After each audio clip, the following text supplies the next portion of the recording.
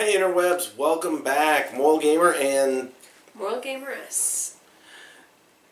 And we just got finished watching Batman and Harley Quinn, which it says here on the back here. It says continue your journey into the DC universe. Notice this is the special collector's edition here. Got the Harley Quinn action figure. Show them the action figure. Action figure. Harley Quinn. So yeah, I got the Harley Quinn action figure there, and been a fan of the DC animated universe. Granted, the first one I have in there is Superman Doomsday, which is not part of this arc, nor is Gods and Monsters, which is another one. But with this current arc, though, I don't know which one it started in. Maybe it was Justice League versus Teen Titans. Maybe it was something a little earlier. I don't know. But they've been doing a lot. They've been doing a lot more with it, setting up kind of like the Marvel universe, except this is all animated. So this has been pretty good, actually. I've enjoyed it quite a bit. You? Yeah, I like the.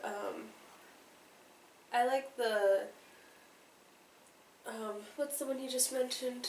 The one with the Justice. The. Gods and Monsters? No, the one with the teens. Trigon? What? The one where it's the Teen Titans fighting Trigon? Yes. That's Justice League versus Teen Titans. Okay, I like that one. I like the Justice League versus Teen Titans. That's my favorite so far. See, and then they had the Judas contract, which I thought was good too. Yeah, I just thought it was sad. Well, the story of Tara is always sad. So, I like the other one better. But DC's been putting out a lot of good animated ones. Now, live action ones haven't been that great, not since Dark Knight, in my opinion. Although, I will admit, Wonder Woman I did like. I liked Wonder Woman a lot. We're talking the Gal Gadot one, or Gal Gadot, however you pronounce her name. The Israeli chick. Yes. Who did the entire movie 5 months pregnant. That's impressive. That's girl power. But, so tonight, we got finished watching the Batman Harley Quinn, and it was... highly disappointing. It was very disappointing, I would say. So, the story starts out with Poison Ivy and some other plant guy from another... He's a dryad from another dimension.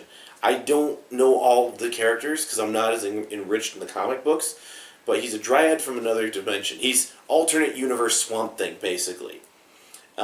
Jason something, I think his name was, but any rate... Yeah, Jason something. Yeah, so, any rate, Plant Guy, I'm just going to call him. Plant Guy is teaming up with Poison Ivy, everyone's favorite plant character, right? Not mine, but I'll tell you about that in a bit.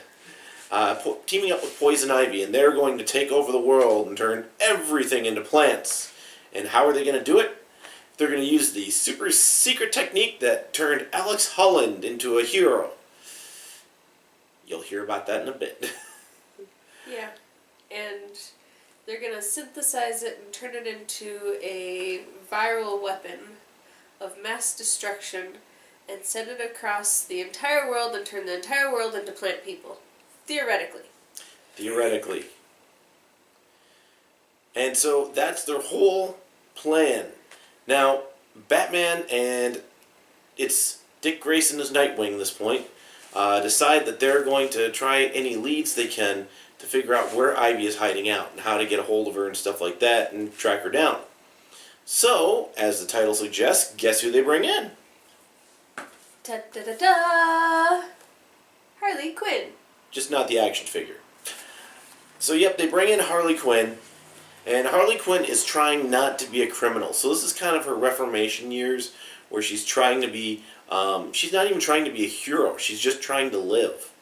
And basically, she's working at, I guess it's kind of like, a Hooters restaurant, right? It's a Hooters restaurant for super females. Not necessarily heroes, but super females. They dress up as a character and as a sexy version of a character and basically get ogled at. Hero or villain? And so yeah, she's basically doing her shtick, dressed as Harley Quinn, but they don't know it's actually Harley Quinzel, and so she's doing all this basically. Guys ogling her and everything, And she breaks a guy's arm for trying to cop a feel. yeah, that's in the trailer, so we're not going to spoil anything there. Let's try and keep out of spoilers for a bit here. It's funny. But yeah, so basically that's her life, and then they basically Nightwing figures out it's her and chases her back to her. Well, doesn't chase her, but he follows her. He tails her back to her hideout, her home. I was gonna say where she lives. Not really a hideout Well, yeah, per se. I guess I'm used to saying hideout for villains, but she's not quite a villain in this one. She's living in a dump. She's living in a condemned building, and so she's definitely on hard times. But what happens from there is her and Nightwing have an exchange. Their exchange gets a little more heated, turns into something romantic, and then Batman walks in. I thought you said we were staying out of spoilers. That's not really a spoiler. Yeah, but that is something that happens in the movie that was not in the trailer. Oh, fair enough, fair enough. We need to restart? I don't think so, but just give a spoiler alert or something. Post-warning spoiler alert. Yeah, but basically, she somehow convinces them that they need her, and so she tags along on this whole caper. Is what happens. Well, they're trying to stop Harley, Poison Ivy and Plant Guy, Jason Plant Guy, dude, whatever. It's Poison Ivy's actual name. Pamela something. Pammy. Maybe it says on here who that stinking plant guy was. The Floronic Man. Floronic Man, huh? Jason Woodrue. The Floronic Man. Sounds fruity.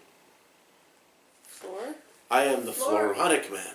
Floronic is not fruity. Flora is Is plant life. plant life.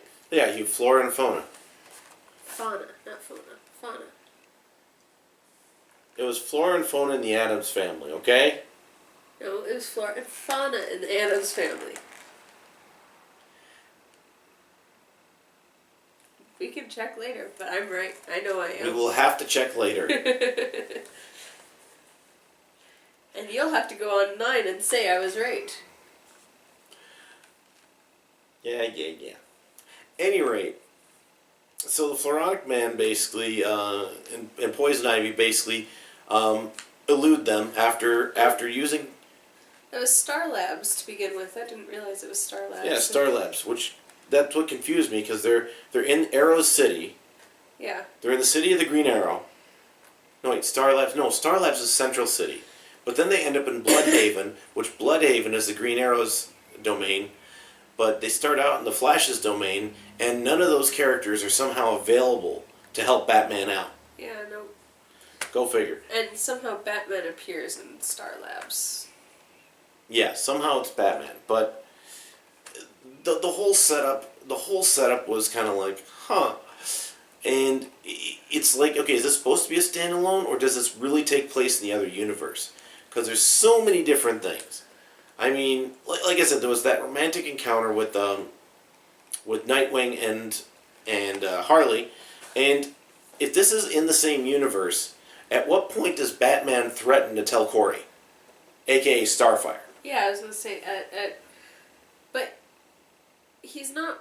Nightwing isn't really working with Batman in the Teen Titans. He's sort of past working with Batman. So my guess is this actually precedes him working with the Teen Titans.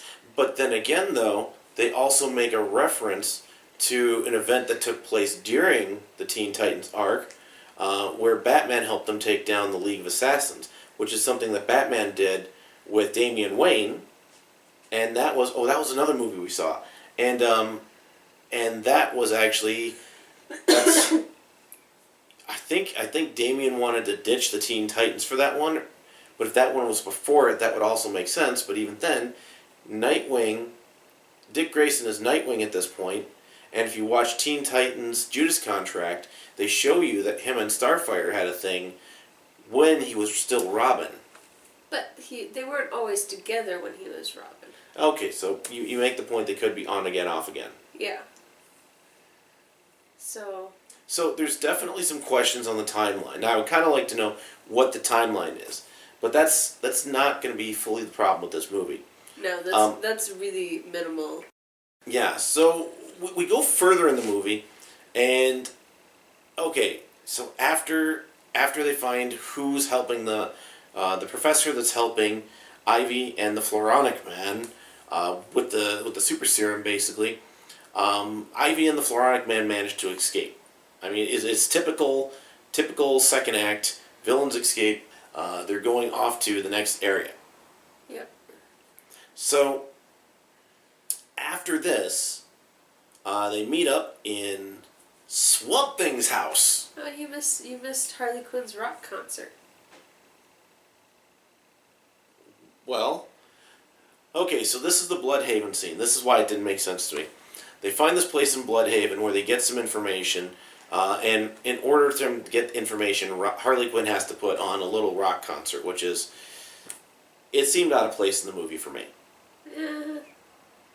She had to do something to get the information, and the do something was to sing a little rock concert song at a bar that was specifically for villains, in which Batman... Henchmen.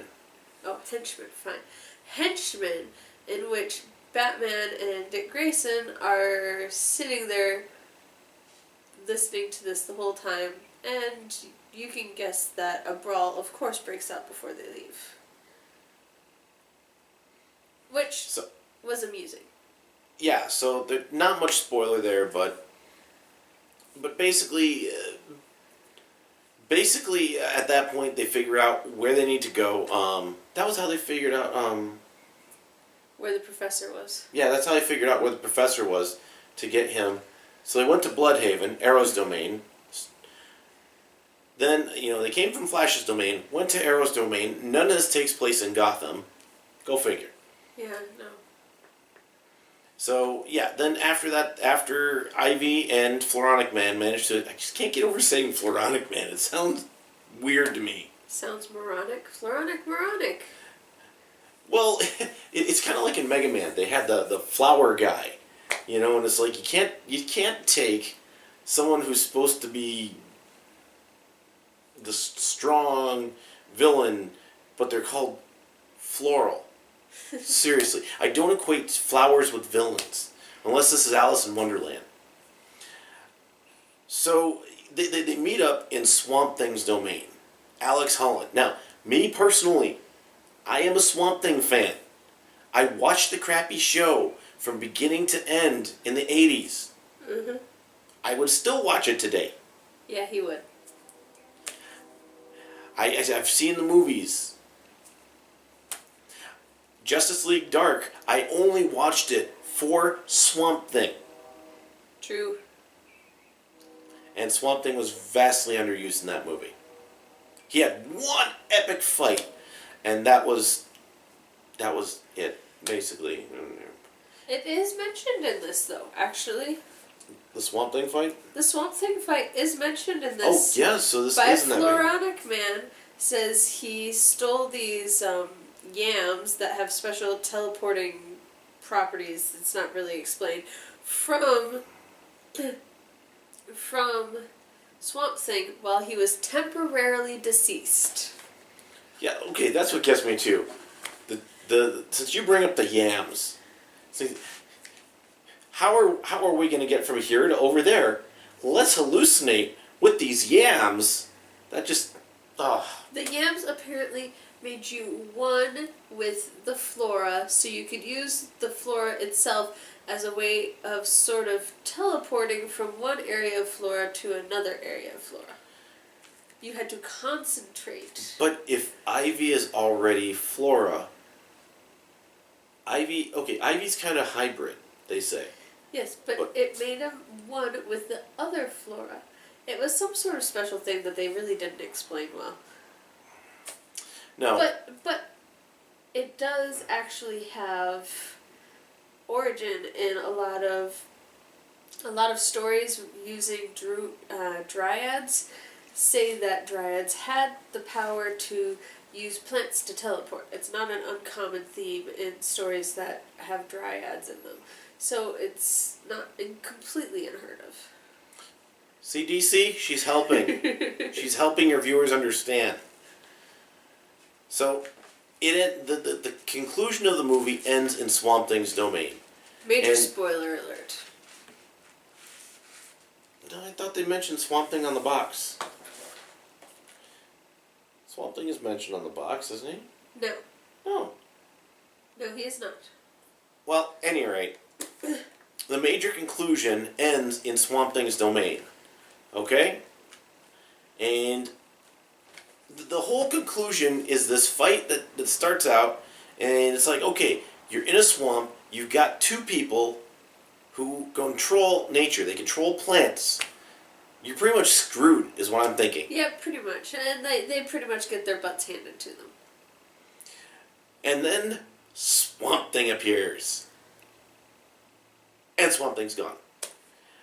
Yeah, it really is that. It really is. I believe Harley's exact words were, "That's a big-ass bucket of nothing." We're not supposed to swear on this channel, honey. Okay, that's a big donkey bucket of nothing. Censor. Those were her exact words. Okay. But the thing is the look on their face when Swamp Thing disappears is the same look we have as our face when like, Swamp Thing disappears. Like, that was it?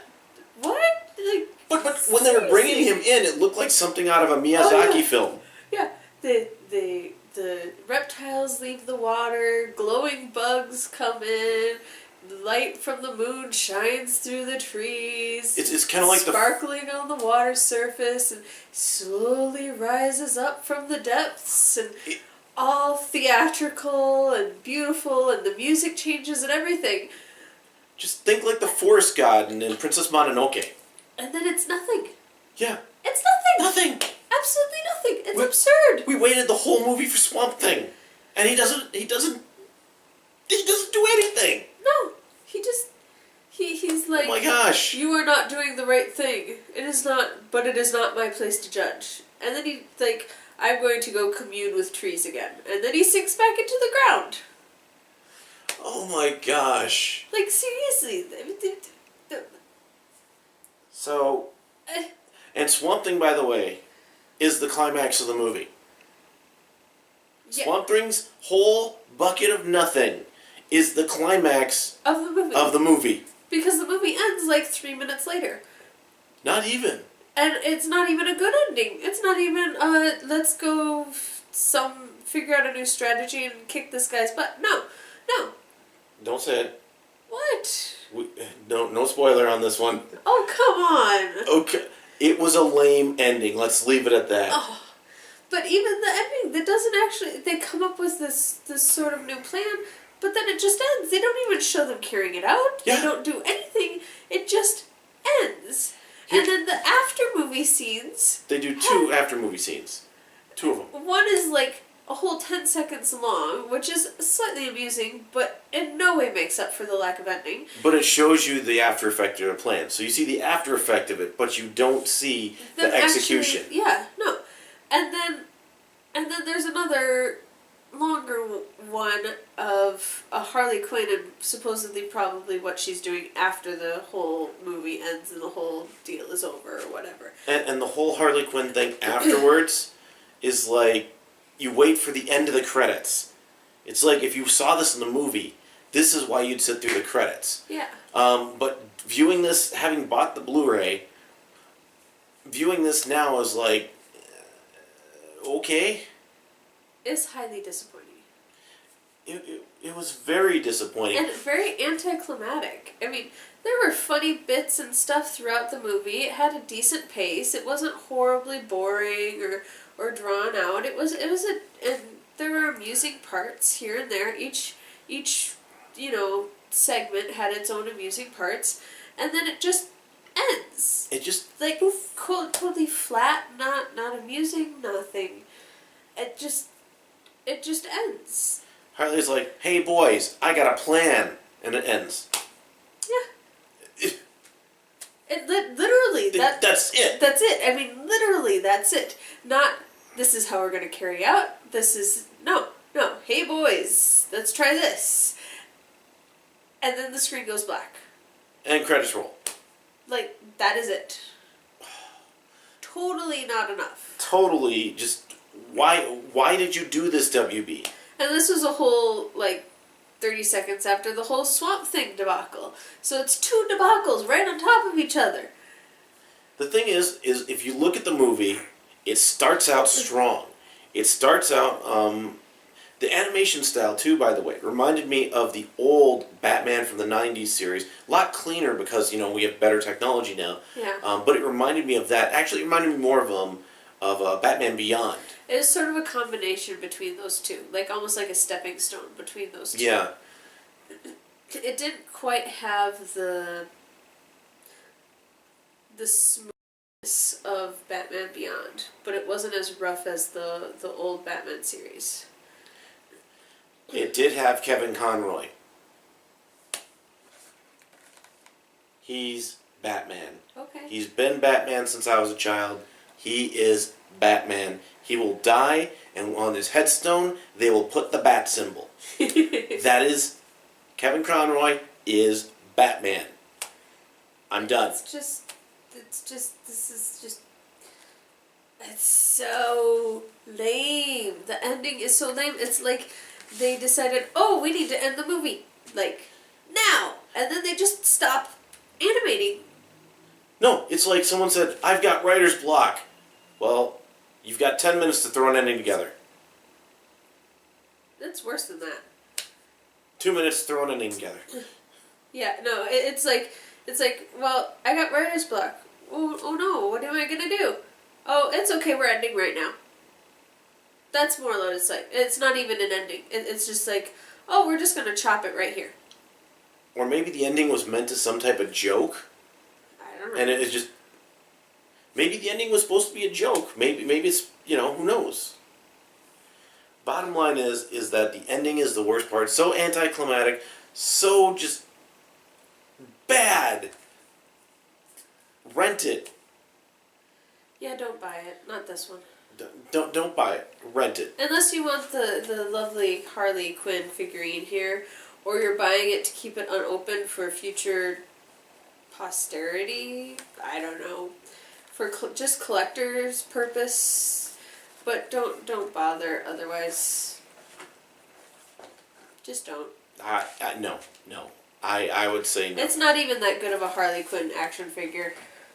It's just a regular Harley Quinn. She's not moving. She's just standing there in a stiff pose. So it's not. If you look at some of my reviews, I have a nice Harley Quinn actually in the background. I'll have to put it in something later, but I actually have a nice posable Harley Quinn in my collection with my game library. And this is like your Blue Beetle that came out. They did Blue Beetle. They did, I don't remember the other ones, but I've got a couple of them. But yeah, when they do the special editions, limited editions, they give you this basically, this character here, which doesn't even look posable or anything. Just looks like basically it's just a standing figure, something you'd basically get out of a gumball machine. I was gonna say, it looks like something that I would get out of a kid's Happy Meal. It's like that type of just a stiff standing there. Yeah. Yeah. So it'll have collectible value someday, but it's not. It's nothing really it's right only now. going to be really collectible because people are going to realize that it was so stupid. No one's going to buy it, so there's not going to be very many of them out there. Well, the Blue Beetle one wasn't, and I forget if it was Tara or Robin that came with the other movie we have, because I know we've got like 3 of them. I don't know. Any rate, though, thumbs up, thumbs down. Oh, this is a thumbs down. Okay, so the first 3/4 of the movie gets like a at least 1 thumb up. You add in the last 10-20 minutes of the movie and it turns into 2 thumbs down. See, for me, I was with it, and then they kind of went a little bit more, and I was kind of iffy. Then it started getting cool when they fought in Swamp Thing's lair, and I was like, okay, this is gonna be sweet. Swamp Thing shows up, and immediately thumbs down again. Yep. So overall, for me, I would agree. Thumbs down. You? Up or down? Thumbs down. Double thumbs down. You only get one thumb. I have 2 thumbs. I was born that way. 2 thumbs down. What do you have? A toe or something? What? I'm not Megan Fox. So, any rate, Mole Gamer and Mole Gameress, we'll be doing this off and on every now and again. We see some movies, and yeah, thanks for watching. Don't forget, moralgamer.com, Patreon/moralgamer, patreon.com/moralgamer, another way you can support us. And yeah, we'll catch y'all next time. Thanks for watching. Bye.